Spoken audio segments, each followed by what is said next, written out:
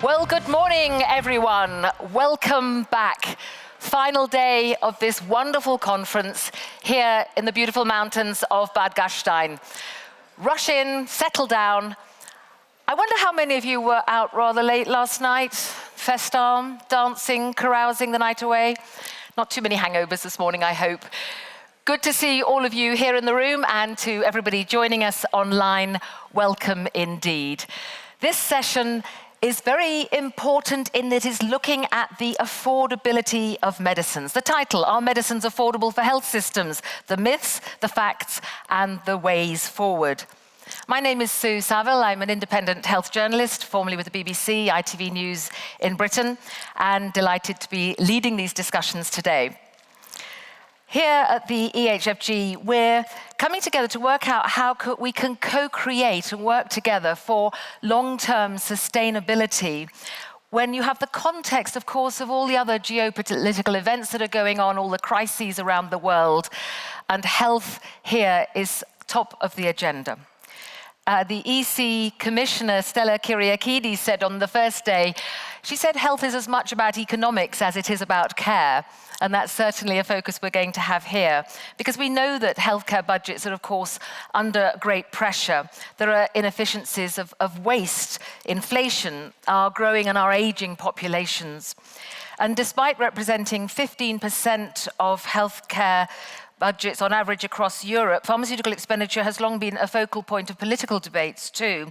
So what's wanted then is a broader understanding of the role of investment in health, and particularly in pharmaceutical innovation, in order to deliver those improved health outcomes that we all want, and to create, of course, indeed also productive economies. So this session is built around a report by the Ventura Consultancy, broadening the perspective, recommendations for improving pharmaceutical affordability. So we're going to look particularly at budget design, allocation perspective, and explore potential solutions, touching, I expect, on the roadblocks and potential ways forward.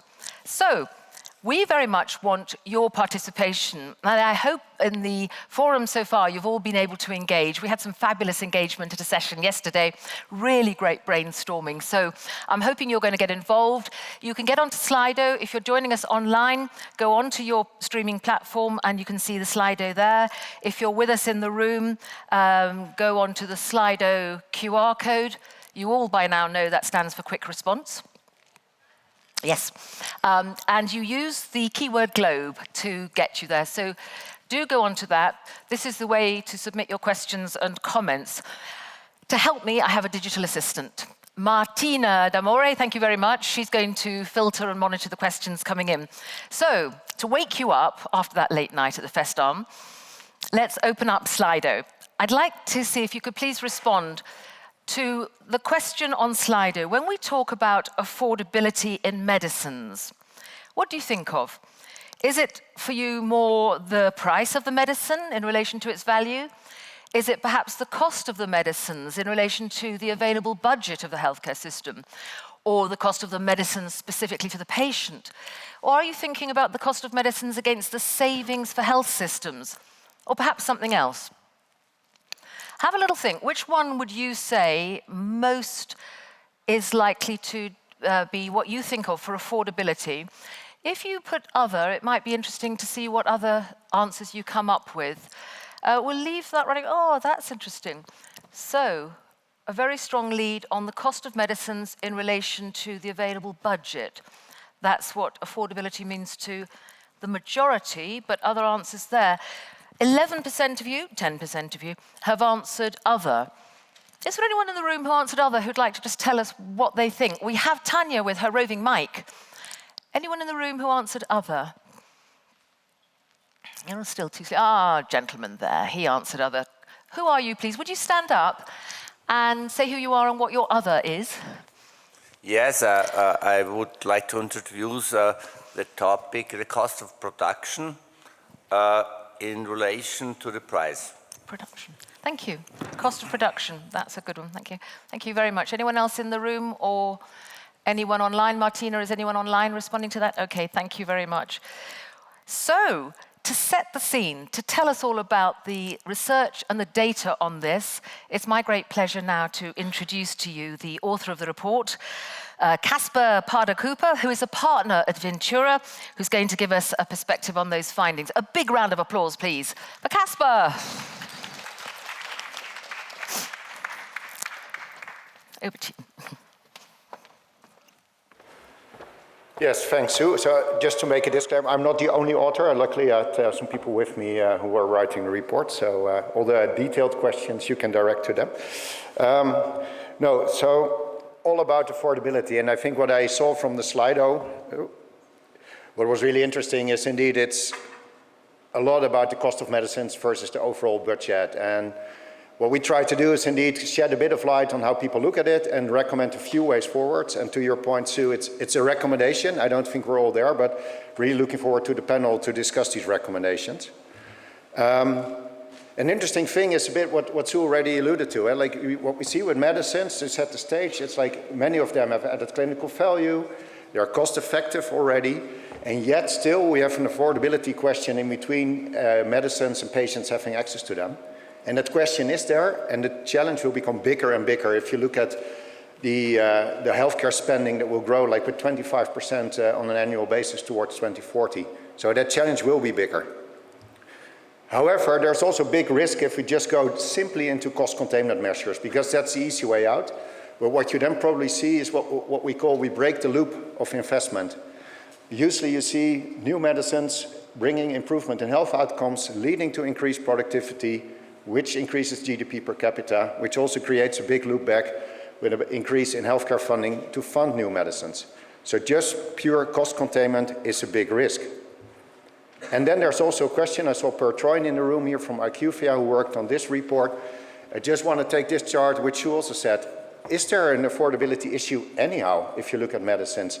If you look over the past 20 years, there's the healthcare spending on innovative medicines has been stable around 15% of the budget. Yes, 15%, but stable, growing just as fast as any other healthcare intervention.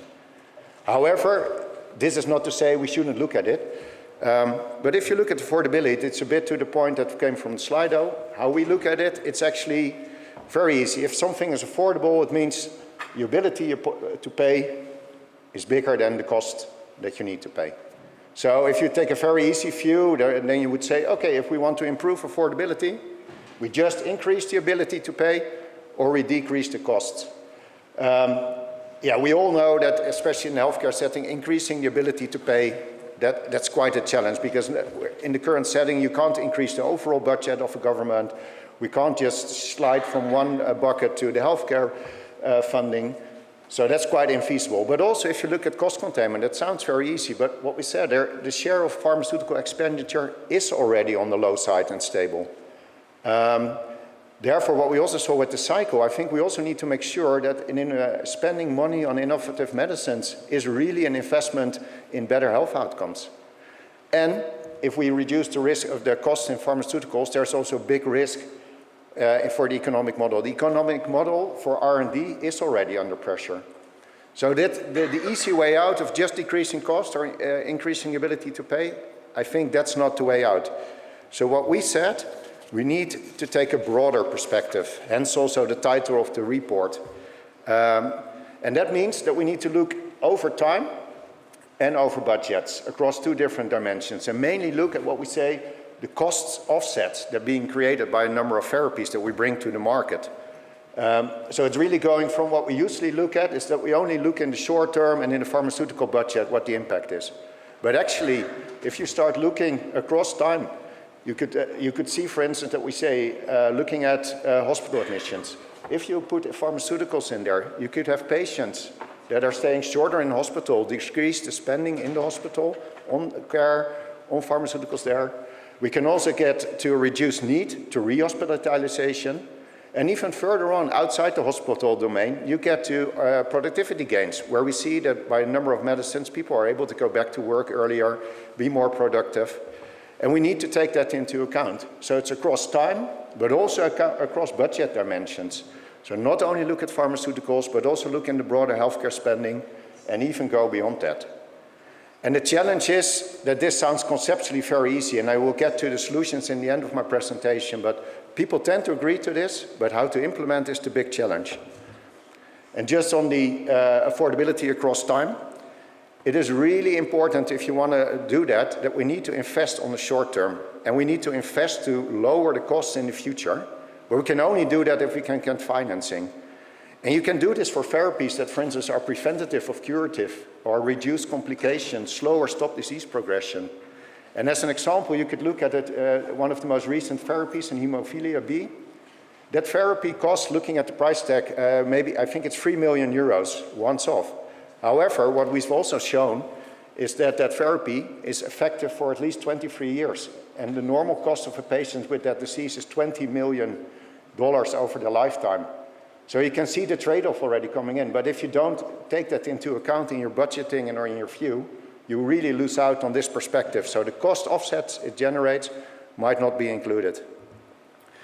And the same holds for affordability across budgets, because what we see a lot is that there are, for instance, medicines that are able to keep patients out of nursing care at home, which sits in a different pocket. Or if you enable patients to go back to work. So the benefits are more in the social domain and the costs are in the pharmaceutical domain. So if you only manage those budgets in silos, you will not be able to have the holistic view and account and accrue for all those cost offsets. So we really need to take a cross-budget perspective. And a good example is, for instance, the biologics that were introduced for rheumatoid arthritis.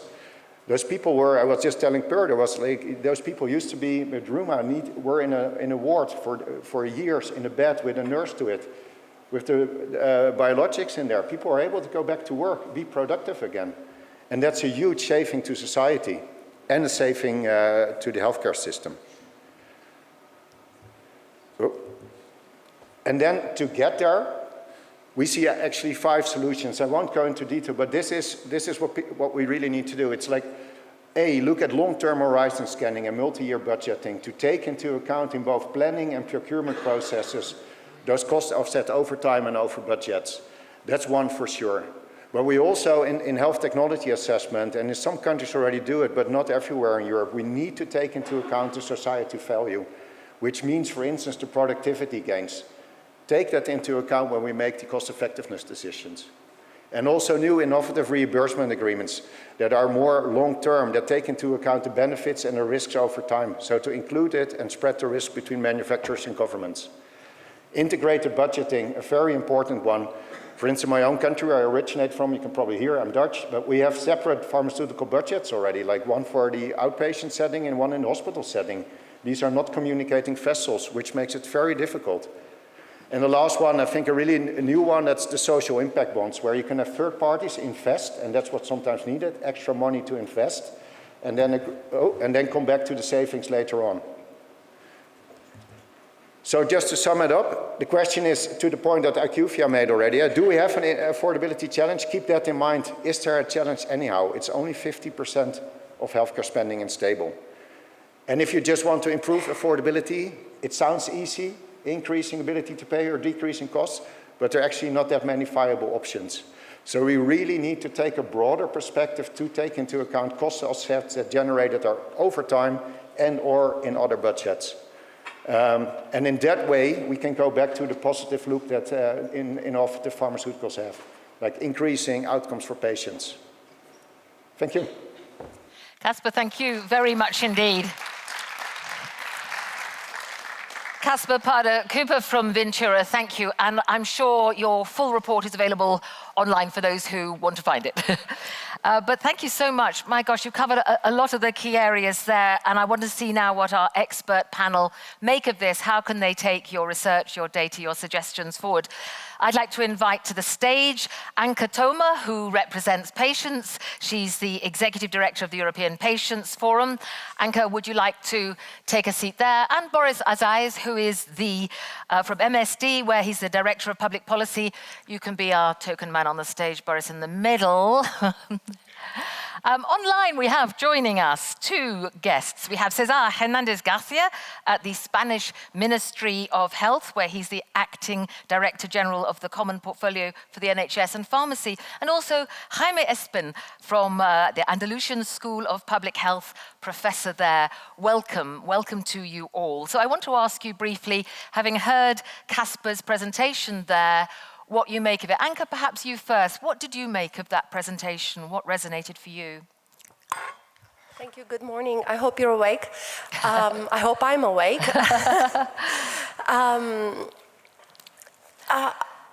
Look, it's a conceptual. It's a conceptual issue, and it made me think of an analogy with buying a car. Okay. I want to buy a new car, and I can't afford to pay it up front. So I take a loan, and I defer the cost to several years later. And it's from a perspective of the health system, it may be cheaper in the long term to buy something full cost now, and you may even get a discount, but you may not actually have the money. Right? So you have to make choices. And, from a patient perspective, not buying the car, the analogy translates into not having the multi-million, because if the government doesn't have the $1 million to pay for the gene therapy this year, well, it may make the choice, and that's what I might have a problem with, to take the 20 million over 20 years, the cost of treating the patient. And I cannot imagine that it's an easy choice to make. But from a patient's perspective, how from does that the patient feel? perspective, it sucks. Yes. Because I mean, we have to think also as a society. Our contract is, our social contract is that we are living in a welfare society, so patients have a reasonable expectation to be taken care of. Unfortunately, the patients are driven in the car. They don't buy the car, they don't sell the car. So they take the consequences of societal values and commercial choices that affect them, but they are not part of any of this. Thank you. This is where I would say, ask us. Oh, that's an interesting analogy. Let's go to the Spanish Ministry of Health. Cesar, I'm going to stick to first names if I may. Are you driving a rattly old car, to use Anka's analogy, and your poor patients are sitting there shaking and wondering where they're going to end up? Cesar, what did you make of the presentation from Casper and maybe Anka's analogy? First of all, good morning to everyone, and apologies for not being there. I hope that there may be another opportunities to join you in this forum and to discuss face-to-face these important issues. Unfortunately, this is not about buying cars. I mean, buying cars is a perfect market, almost perfect market, and the health market is quite different and is not guided by the same rules of the perfect market. As a health responsible at the Ministry of Health, I feel in charge of making this possible, that the patients get access to the new medicines and that the industry can have a lively environment to develop the medicines and to continue the life cycle until the end of the medicines. And this is something that, to be honest, and I very much agree with the report, involves not only healthcare provision, but science, industry, employment, economics in the end, and sometimes what I feel from the perspective of a buyer or a payer, whatever the term you can choose, is that I would need the support of the other stakeholders in order to make possible that this virtuous cycle of increasing productivity, increasing GDP per capita, and having more budget to spend on health services is really workable and practicable for all of us. And I think that we need to, to be honest, in the situation that we are, where access has become a political issue, not only for new medicines, but also for all medicines, that, early access is on the hot spot, that we need to, to increase the attractiveness of Europe for the investors in terms of health and health technologies. What I would demand is the help of everyone, each and every one of the stakeholders around the table, to really look for that solution that the report states how to make possible that innovation, research, access, and affordability is part of the same cycle, and that we can, take all of these points at the same time without having to renounce to any of them. Cesar, thank you. And Jaime, as a health economist yourself, you know about the use of data. It's come up in other forums and sessions here in Gastein that we want the data. Well, there's a Ventura report, and Casper quoted the IQVIA research as well. You do your work. What did you make of Ventura's findings? Does that resonate for you? Yeah, hello, good morning, everyone. A pleasure to be here, just online. Probably next time will be in person. I remember that I was in Gastein a few years ago. Nice place, so sorry for not being there. Thank you, Sue, for the question. Casper, congratulations for the report. But for the academic point of view, when I was thinking about Casper's presentation, about the report, I think that the concept of affordability is a very complex concept to define. It came to my mind like the concept of innovation. Everyone that we are here have a different interpretation about what innovation is. But as a health economist, we have similar terms that's much more easier to define. For example, efficiency. So, when we are making cost effectiveness analysis, there are many countries around the world that have some kind of willingness to pay threshold. So we know what is efficiency or not. For example, in the UK, everything that is below 30,000 euros per quality, we can define that is an efficiency medicine. Everything that is more expensive, we decide not to invest. The concept of affordability is much more complex because we don't have a threshold. So this is the first important idea that make complex the concept of affordability. The second important idea, when we check different documents, I was checking early this morning the European Commission website, that there is a specific page, they say, making medicine more affordable. They define in the concept of affordability, many concepts that probably have been not totally defined in the Casper report. For example, the idea of transparency that you mentioned right now, so the idea of competition. I think Cesar make a very good point. Pharmaceutical normally is not a perfect market. Competition is important. Making medicine more affordable, mentioned specifically about biosimilar. That is an area where probably we need to improve. So I'm missing the idea of affordability and some kind of threshold. I remember in the previous financial crisis, we discussed GDP per capita, we discussed about this kind of control, the maximum budget that the government can expenditure. Remember the deficit was very strong control, but what the total deficit, not the only healthcare budget deficit. So again, we don't have a threshold, so the concept of affordability is difficult to define.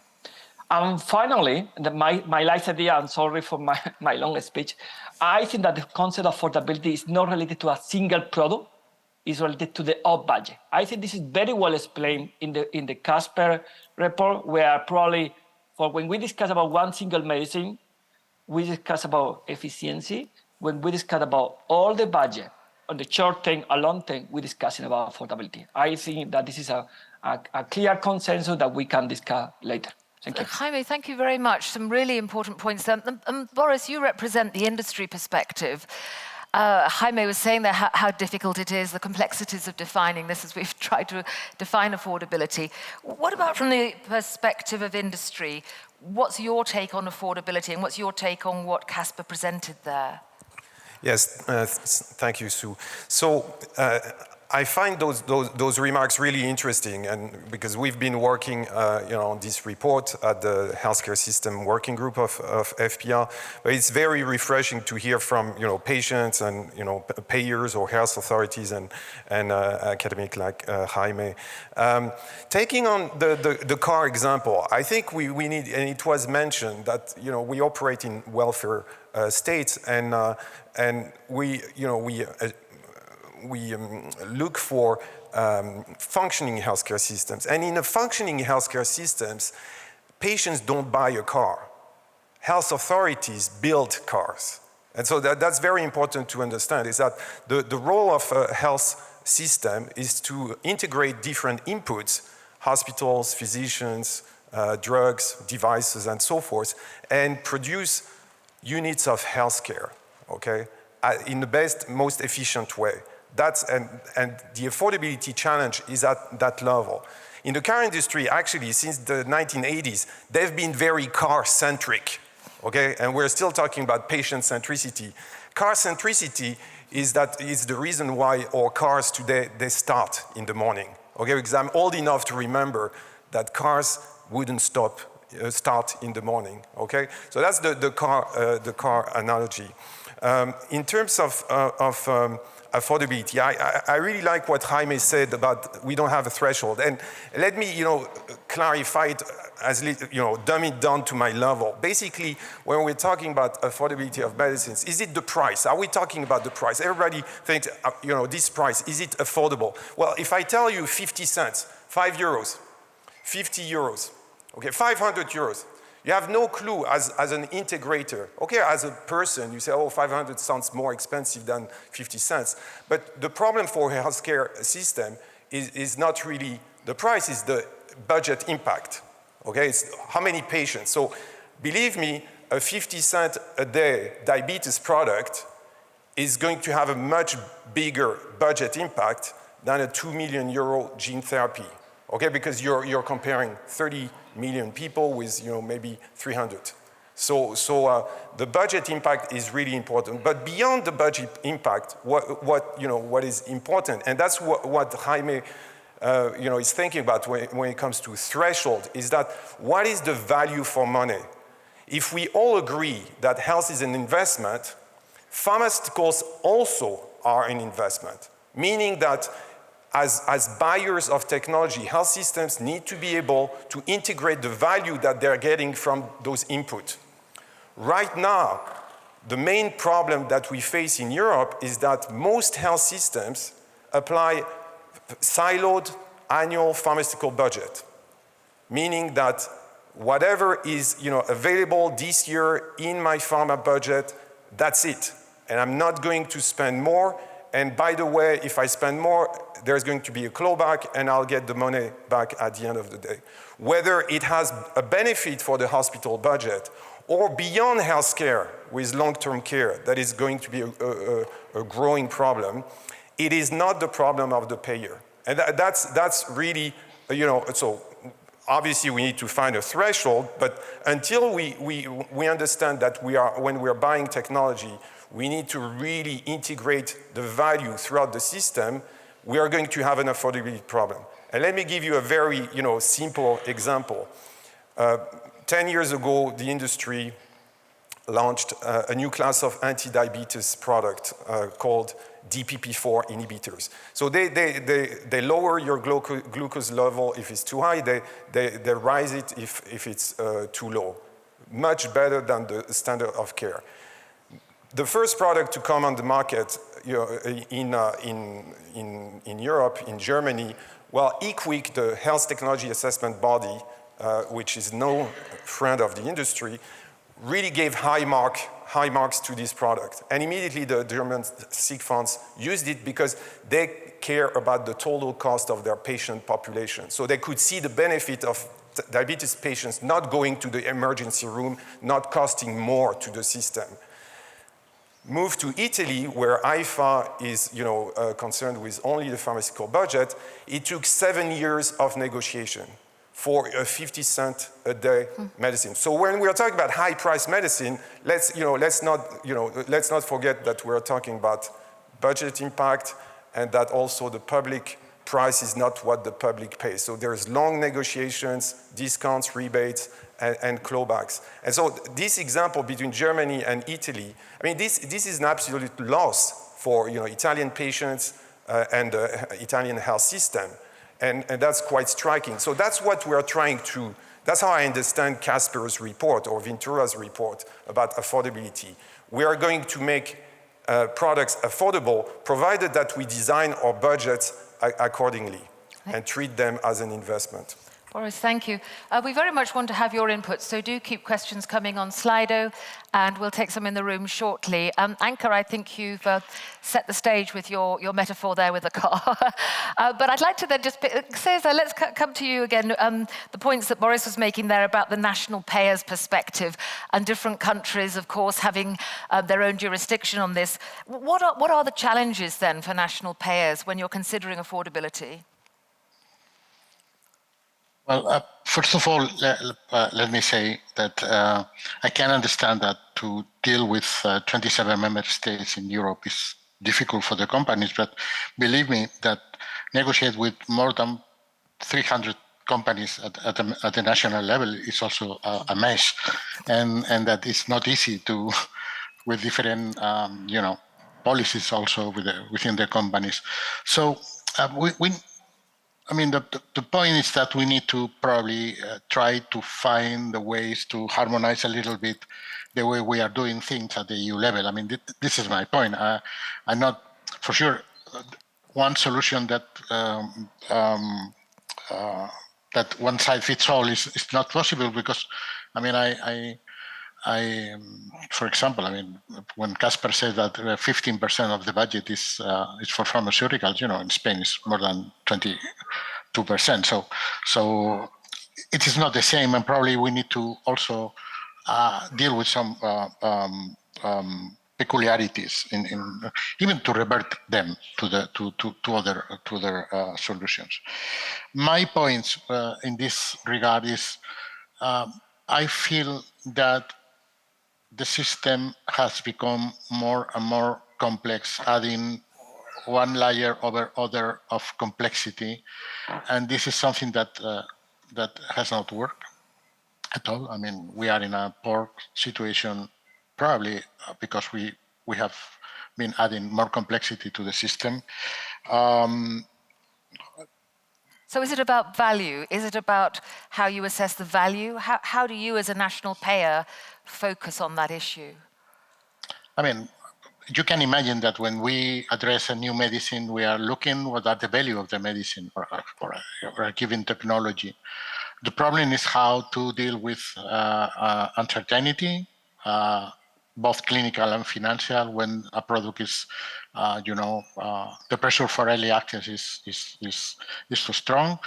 A second issue is when the value, cannot fit into a box, and in the end, the budget would be larger or smaller, but it's a box that have sizes in itself, and you need to accommodate that. And my last point, in order to address the value of a medicine, probably the pricing of the medicine is not the only way to do it. If we want to go beyond the value of a medicine, beyond the health system, if we want to address how good is this for the work of and the productivity of the citizens, or in terms of industrialization of our countries, we need to probably add other incentives that are not in the price, that come from other budgets, and with this common perspective, in the end, allow us to address the question that is, okay, what is the investment that we need to maintain the health of our citizens in a level that is good enough so the welfare of our population is satisfactory and the productivity of our citizens is also satisfactory. And that's why I require a new deal from all the actors, for the industry, patients, healthcare professionals, payers, governments, in order to look beyond this complexity that we have built in the system. Thank you. Now, let's take some questions. I wonder if, Martina, have we got issues coming in on Slido? And then we'll see if there are issues in the room that you'd like to put to our expert panel. Martina. Thank you, Sue. Does it work? Thank you, Sue. We have quite an active participation today, and I'd like to maybe draw your attention to two main trends. The first one is around the sustainability of healthcare systems, seeing all the factors that have an impact on health budgets and put a pressure on them. And the second one is more about a concern around the raising costs of production of medicines, and then links back to the previous point. Thank you. Well, let's ask Jaime to take the first one about the sustainability of care systems, and then Boris to talk about the costs. Jaime, then, issues then about the sustainability of care systems. This is what people online are worried about. What do you make of that? Yeah, I think that probably this is the key issue for discussing more than affordability. I think that affordability is some kind of, let me say, short-term concept. Sustainability is a long-term concept. The short-term term is efficiency, as I commented before, because it's focusing one single medicine. If we are looking for a middle term, we are looking for affordability. See, what is my budget today? How much can be the deficit for this year in my total pharmaceutical budget? And the last concept as a healthcare system we need to look at is sustainability. But there is a correlation between these three things. If we don't fund it medicine in an efficiency way, we are not going to make affordable. If we don't make the system affordable, we are going to miss the long-term sustainability. So, but the problem here, this is something that we need to do in this kind of correlation. And the starting point, I think Cesar explained very well, and also it was raised by Casper and Boris, the value for money is the key factor for starting doing affordable healthcare system and sustainable healthcare system. If we are starting to funding products that are not, if we are starting to put the price of the medicine without thinking in value for money, the system is not going to be affordable in the short term. If the system is not affordable in the short term, it's not going to be sustainability in the long term. So it's something that, as academic, we are thinking for a long time ago, is thinking that payers have a problem. The problem sometimes for payers is they are thinking mainly in the short and the middle term, and they are not thinking in the long term. Because in some cases, because they don't have the capacity to think in the next 10 years. Yes. Because sometimes the lesson period is 4 years, and probably the budget impact is in the 4 years. But Boris used a very interesting example about gene therapy, where in several cases, the advantage or the benefit is coming in 10 years, but in several cases, the budget is thinking in 4 years. Yes, so thank you, Jaime. Yes. Sorry, thank you, but I think there's a good point, and it has come up in other sessions about the political cycle and its impact. And indeed, of course, there are elections, and some politicians think in the cycles that you described there, Jaime, the 4 or 5 years rather than the longer term. Thank you for your response to that. On the other question from Slido, Boris, perhaps you'd like to pick that one up about the costs of the production of medicines, how this plays into price, into affordability. Also talk to the sustainability, because there are a few things. Now, I'll address the cost of production. I mean, okay, the short of it, and it's a bit blunt, if you want innovation at generic prices, you have to ask the generic companies to do it. And you will be surprised that maybe you won't have generic prices.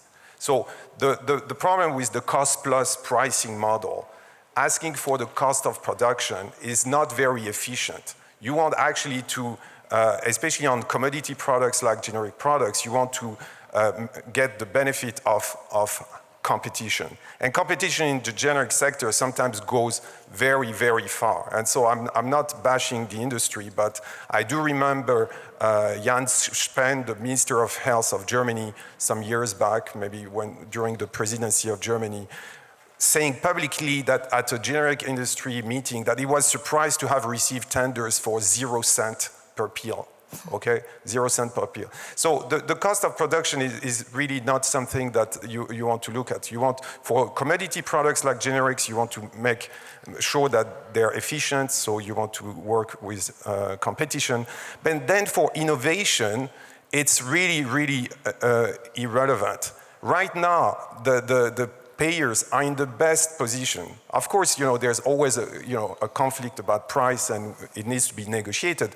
But right now, the private sector is vaporizing hundreds of billions of dollars every year in research. I mean, 90% of research does not end up in a product that is approved. But at the end of the day, you have the payers with a choice. And in any therapeutic class, it's very rare that it's only one company. And we've seen it with the hepatitis C cures. Very quickly, in a matter of months, competition came, and that had an impact on price. So that's what, the payer can actually pick the winner rather than being concerned about how much does it cost. That would be my not so short answer. But in terms of sustainability and cost, we need to remember that right now, on average, the amount that we spend on pharmaceuticals in Europe is about 550 euros. And that includes generics, over-the-counter, innovative products, retail, hospital products, and those gene therapies, and vaccines as well. And if you want I really recommend to read the IQVIA report on understanding net pharmaceutical expenditures that was referred to by Casper in his slides, because it does include both retail and hospital products. So those 15%, they're not just the OECD data, they include the hospital products. Thank you. Anka, I wonder if you want to come back on that point, particularly about sustainability. When we think about the societal values that have been touched on by our speakers, do you have any nice examples with patients of where a medicine has made their lives possible to go on in a way that is so much more economically productive? There must be so many.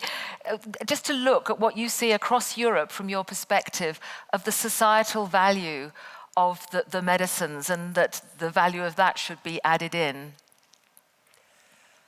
Oh, there's so much here to unpack, Sue.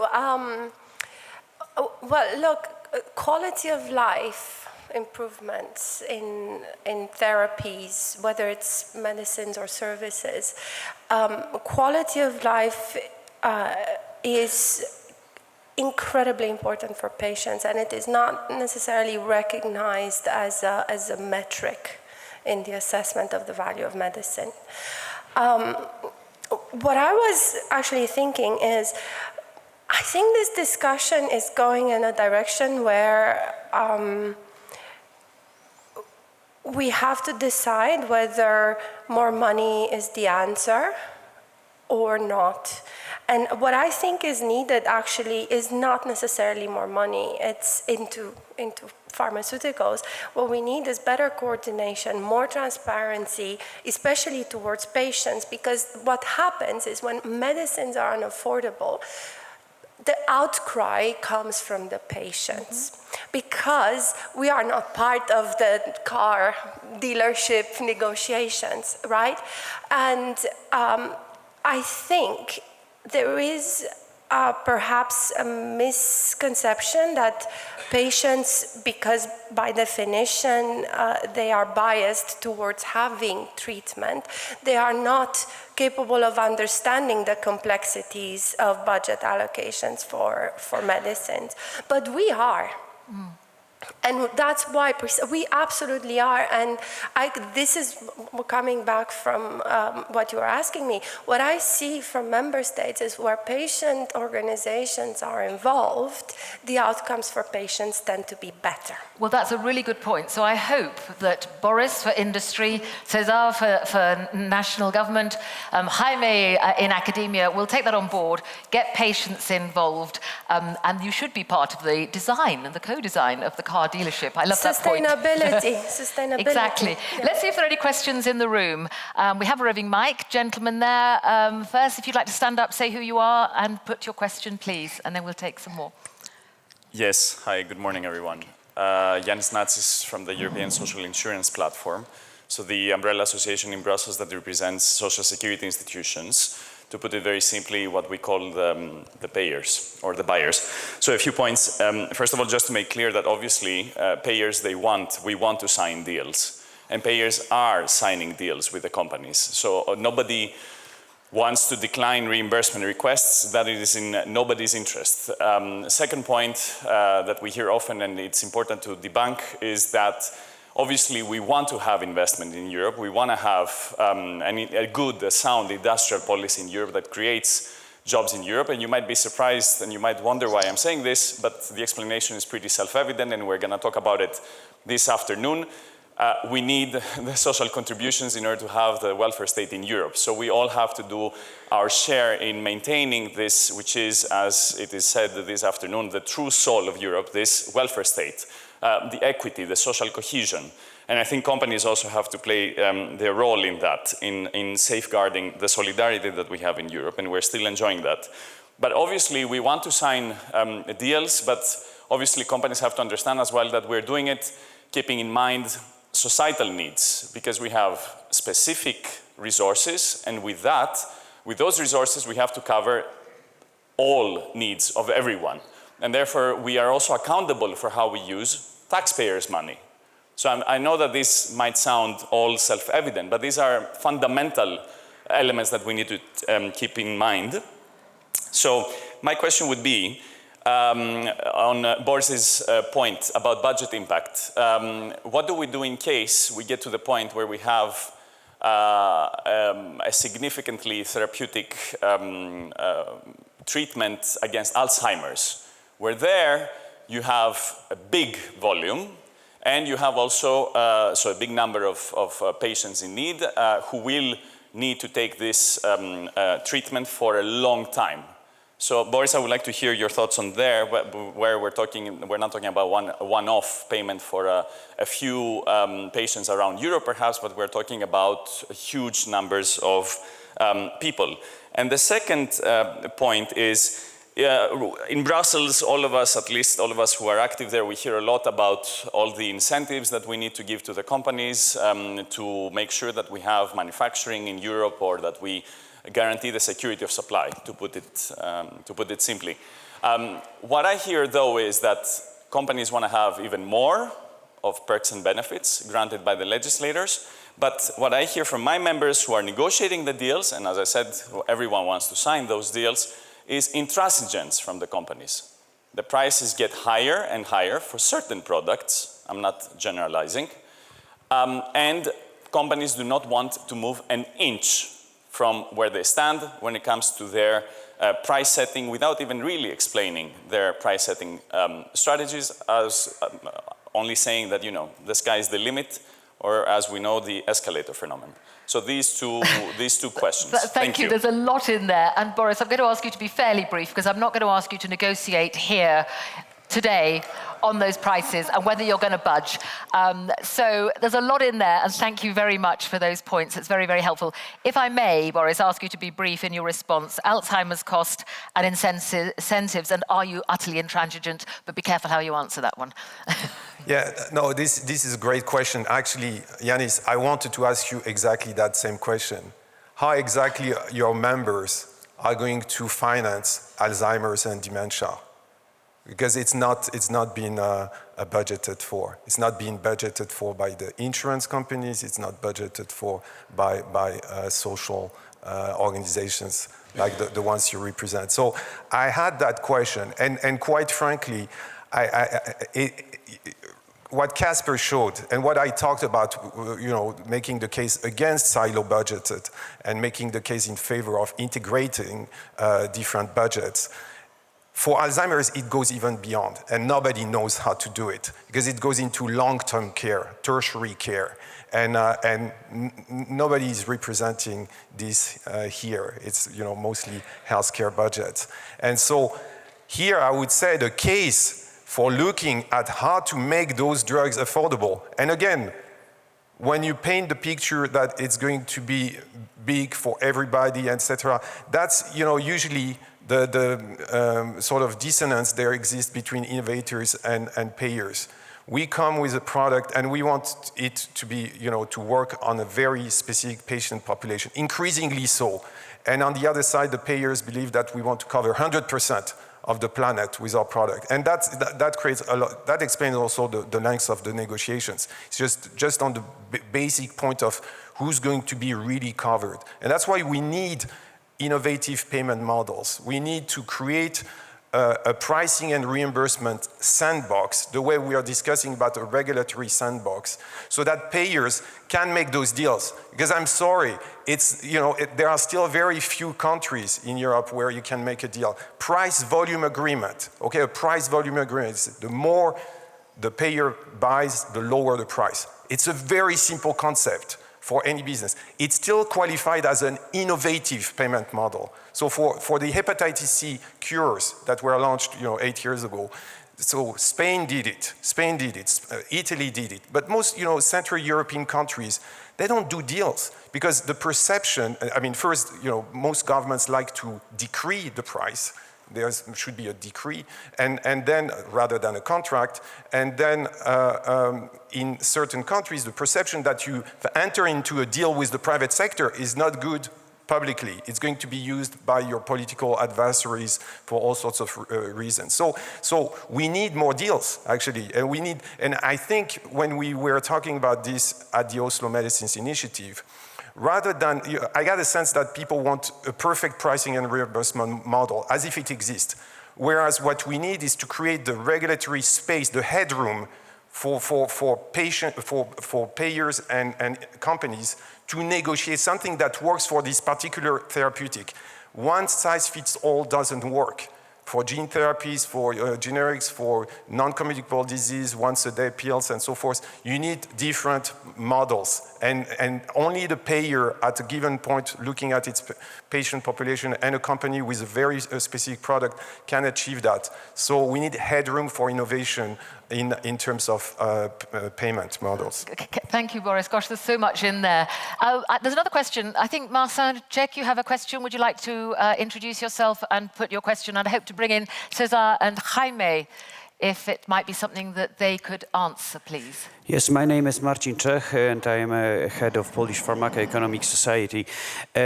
Congratulations on the report by Ventura, very interesting one, and I enjoyed the discussion, so thank you, all the panelists. I have one question regarding this innovative risk-sharing agreements, really, and it concerns time horizon. That's true that the decision makers, they usually focus on 1 year time horizon, but it is not true in 100%. For instance, in my country, the agreement with the company is signed for 2 years or 3 years, so the time horizon is longer. My question is, also using the analogy of the car that is rented for a long time or is leased, how long time horizon would you accept as an industry for this risk-sharing agreement? And using this analogy, would you accept annual payments for gene therapies? Because the problem for the payers, for the decision makers, I come from Central and Eastern Europe, where the budgets are even smaller than in Western Europe. And for gene therapy, and there are 300 to 400 in the pipelines of the companies, so we will have hundreds of decisions, positive and negative, ahead of us. I mean the decision makers. So maybe the annual payment would be the idea of financing it, not to pay everything upfront. That's one question. And the second is, there was a quite interesting question asked by the current minister during the negotiations with the company about gene therapy. If, dear company, you claim that you are curing this disease, let us have the lifetime horizon, so time expectancy life expectancy of a patient. And if something goes wrong, you pay the rest of remaining years back, or we don't pay more when, for instance, patients die before the life expectancy in the point of decision making. And it was, of course, a joke, because that would mean 20, 30 years time horizon. But my question is, what should be the optimal time for making long-term risk sharings? And the element of it is annual payment, or maybe monthly payment, if you use the analogy with the cars. Thank you. Thank you. Although, Boris, that is directed to you, I would like actually to put this, to get the perspectives of Jaime and then Cesar very briefly, because perhaps as a health economist, Jaime, what do you make of Marcin's point there about the optimal time then when you're taking into account those risks? What do you make of that proposal? Thank you, Sue. Martin, a pleasure to see you right now virtual. There is no a single answer, depending on two factors. The first one is, what is the evidence that we have before the product came to the market? So it's not the same that the product came to the market with a 3-year clinical trial data that came with 5 or 10 years. This is the first comment. And the second is, depending on the characteristics of the disease. So if we are discussing about outcome-based agreement for a latest line of leukemia with a mortality of 12 months, probably a 3-year outcome-based agreement will be enough. If we are discussing about a muscular atrophy disease, probably we need to have a 5-year agreement. So the answer is, depending on the clinical evidence that we have when we're discussing about the pricing and reimbursement and the outcome-based agreement. And the second is depending on the characteristics of the disease. So no single answer. Thank you. Thank you. And Cesar, what do you make of Marcin's question about looking then from the payer perspective for the length of time that those deals need to be done over? Can you, as a politician, look longer term? I very much agree with Jaime. The term gene therapy is an umbrella word that includes many therapies that may have different results in different diseases. I mean, I think we can find an optimal time frame for different diseases, and I think that this is not going to be the main issue. I mean, I'm ready to accept 10 years, even more if the gene therapy really the service and the disease the service. What I think, and I will finish with this, and very much agree with that we need to do something new, and we need imagination in order to address these questions. We need audacity because we need to explore new territories on that, and we need a lot of dialogue between the different components, for sure, patients, healthcare professionals, industry, and payers. So thank you. So Boris, if I could confine, Anka, patients. Well, let's go to Anka, and then I'm going to ask Boris to confine himself. Anka, your response on that? Well, again, you know, bring patients in. It's you know, this dialogue and this transparency, it must include patients. And you know, I see here we're developing a sandbox, a pricing and regulatory headspace for Boris here. But if you don't involve patients, you will always have this level of intransparency and societal lack of understanding of how it works. And the problem is just gonna keep coming back. There's a need for more transparency of the negotiations, of what goes, of the inputs, of the research inputs, of the production inputs, of the outputs as well. And there needs to be more transparency of the thought process that goes in the negotiations. And not including the people who are going to take those medicines seems, it's very passé. We can't do stuff for patients but not include them. Thank you. And do you have a quick solution? What do you want? Patients on the board of industry? How can patients be involved? First, through more transparency.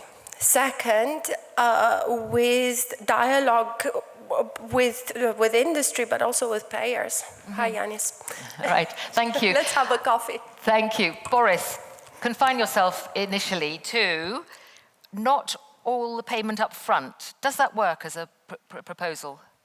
Well, as I said, I think we need to really allow payers to have, from the regulatory, legislative standpoint, to have the headroom, the space, so that they can negotiate with, the other party, which is the company, which is keenly interested in getting patient to use their product. So it's whatever form, whatever works, but it should be allowed. And I'm not doing, I'm not a market access person. I don't negotiate products with prices with payers. But my understanding is that those are very restrictive boxes. And so the conversation is very, very difficult because you need to fit in the same box very different products. So, diabetes products, cardiovascular disease, but also cancer therapies, gene therapies. We need different boxes. We need to allow adults, the payers and the companies to tailor a solution, a payment solution that works for their patient population in that particular country. And so subscription models or anything, again, it doesn't need to be groundbreaking, but that's the direction we need to take. Again, if you're thinking about Alzheimer's disease, if we don't account, and we need really to be creative, because if we don't account for the cost, the tremendous cost that is going to be aging and dementia for all societies, and we don't find a way to budget for this so that therapies, which are a fraction of the societal cost of those diseases, then we're going to miss out on very important health outcomes. Thank you, Boris. Gentleman here with a white shirt on, who are you, please, and what is your point you'd like to put to our panel? Good morning, everyone. Richard Bergström here from IQVIA. And Jaime, hello. Cesar, I have a question for you later. So building on the car analogy and also Yannis' comments about industry budging an inch on prices, it's a big difference if you buy one car or 500. Rental company showing up to Ford or someone buying cars or a company with company cars, big difference. Now, Cesar, so my question, first of all, also another comment is I think we shouldn't use buyers and payers as interchangeable terms, because to me it's a difference. A payer is someone who pays afterwards, picking up the bill for decisions made by others. A buyer is someone who says, well, I'm going to buy cars, and then people will use them. So I think there's a difference there. Now, Cesar, we were both part of a buying club for the vaccines, the COVID-19 vaccines. What have we learned from that, Cesar, and can we take that forward? Not for everything, but in what settings would you go for European buying clubs or regional buying clubs? Thank you for your question. Cesar, what have we learned from the COVID buying club? Good morning, Richard. First of all, that it's not the same to negotiate on behalf of more than 400 million people that 40 million people in Spain, for example. So, second, that the strength of the negotiator is bigger when you have all those citizens in your back. Third, that when you have a let's say club of equals, it's easier to discuss different points of view or angles to look at the same issue, and that is easier to end with a common aim, like the case of the vaccines. And I very much agree that it's different to be a buyer than a payer. I would like to be a buyer.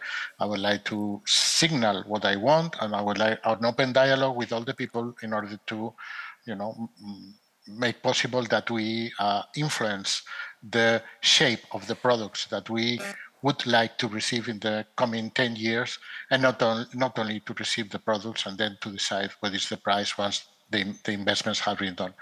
And again, there may be budgets of money on the table that is not linked to the price of the medicines, because as it has been mentioned, in order to have probably one very successful medicine like hepatitis C, we need to discard many other products, and probably we need to pay on that. And it's not fair that charge to the price of the last product all the failed developments that drop out during the development phase, just because this is how the science evolves. Thank you. I wonder if there are any other questions coming in. Martina, what are the issues or questions that are coming in through our Slido? Interesting question on value-based pricing. And the question is, how ready are healthcare systems to use the evidence needed for this methodology? And at the same time, are companies willing to produce this evidence? Thank you. Let's put that to Boris. Was that clear about value-based pricing and whether companies are ready to look at that? Well, obviously, value-based pricing is something that companies have been promoting for many years. And actually, we need to understand also that payers want value. So it's not science fiction. It's, payers, when you bring a product to a negotiation, on the other side of the table, they want you to demonstrate value and then negotiate. And negotiate again and negotiate again. So value-based pricing can take many forms, but obviously, as Jaime said, the price needs to reflect the value to the system. So right now, the problem we have is that it doesn't really reflect the value to the system. Many times, it just reflects how much is left in the budget for that year, and that's really not working. But once we have more integrated budget, then obviously the value that is generated by a new medicine, for example, if it prevents hospital visits or it delays the onset of an illness, that needs to be captured. Usually the debate is about how do we gather this data, how reliable they are, and there's a lot of work on that. So it could be another session on gathering health data and how to it has a cost also. Yes, thank you. Well, let's bounce that. Talking of data to Jaime. It sounds like another session, Boris is saying. Looking at the question that came in on Slido was about value pricing and integrated budgets. So is that something that you consider when you're looking at your research, or you see as a way forward? As a health economist, I'm really biased with this question because cost effectiveness analysis or value-based pricing is a must. So right now, if you see the legislation of many countries in Europe, when we see the criteria for pricing and reimbursement, cost effectiveness analysis or value-based pricing is a mandatory data that you need to provide. So probably this question should be something that we can discuss 20 years ago. In 2023, something that we cannot discuss. Almost all the countries in Europe, in a different way, with different procedure, are requesting value-based pricing. We need to translate this very nice word of value-based pricing in a practical word that is a cost-effectiveness analysis. So the answer is yes, we are doing that.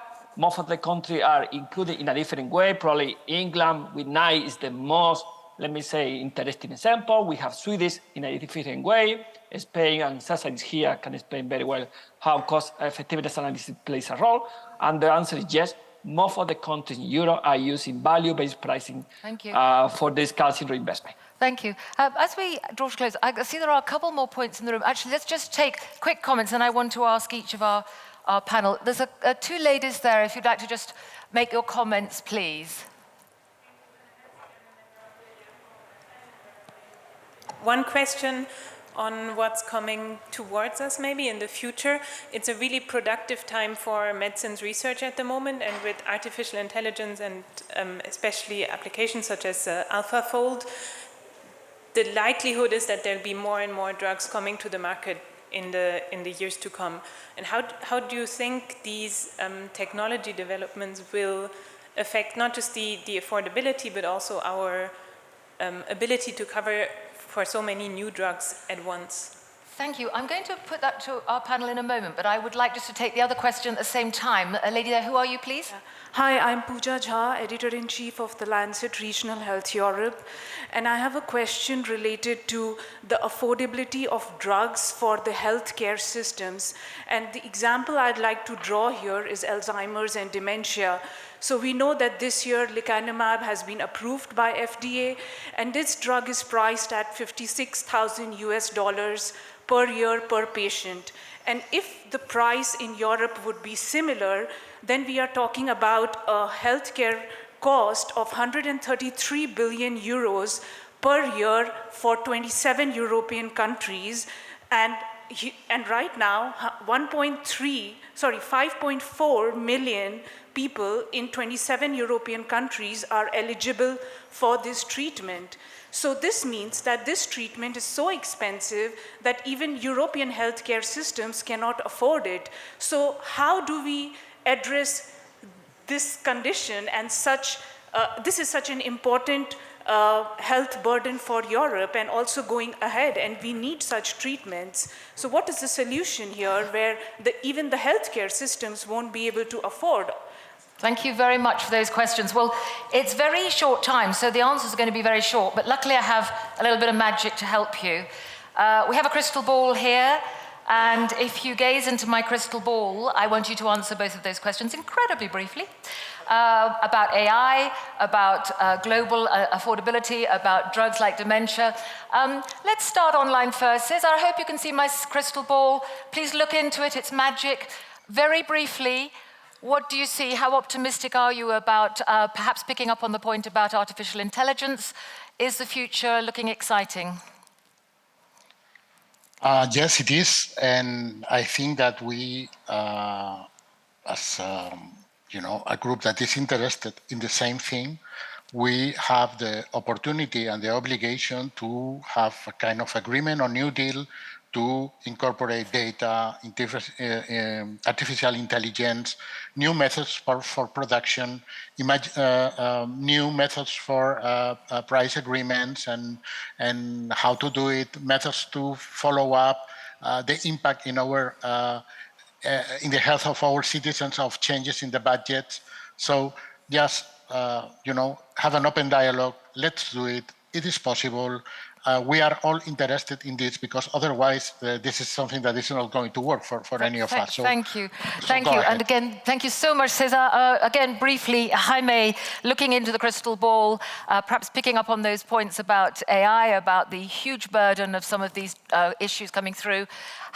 What do you see in the future?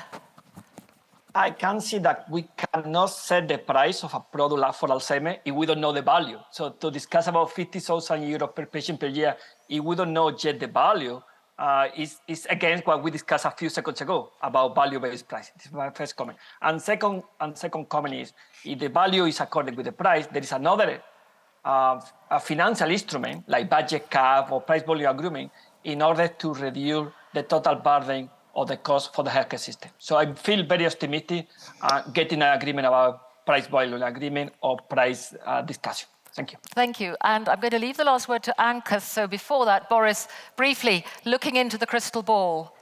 What? Yes. Okay. What do you see, Boris? Touching on a bit of AI, a bit of the dementia drugs. I thought you would ask Anka. No, I'm giving her the last word to the patient. How to stop me? No, exactly. Well, I am going to cut you off with my water pistol if you're too long. But I want Anka to have the last word.